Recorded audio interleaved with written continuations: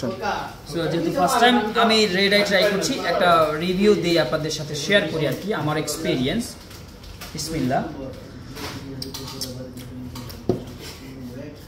Wow, মানে একটু strong এবং একটা অ্যাসিডিটিক যে একটা সাওয়ারনেস পাচ্ছি, যেহেতু ড্রিপ কফি এবং এসপ্রেসো দুইটা কম্বাইন করে আসলে রেড আইটা বানিয়েছি। সো প্রথমে আছে মুখের সাথে ওই পুরো বার বা বিসিসির একটা ফ্লেভার আছে, দেন হচ্ছে এসপ্রেসো দেওয়ার কারণে এটা একটু মোর স্ট্রং হয়েছে এবং একটু টক টকের ফিলটাও পাচ্ছি। আবার হ্যাঁ, এখানে কিন্তু কফির একটা অ্যারোমাটিকও ভালো আছে, তবে আপনার উচিত হবে যত দ্রুত পান করা যায়, কোনোভাবে ঠান্ডা বেশি না করে আর কি। ভালো।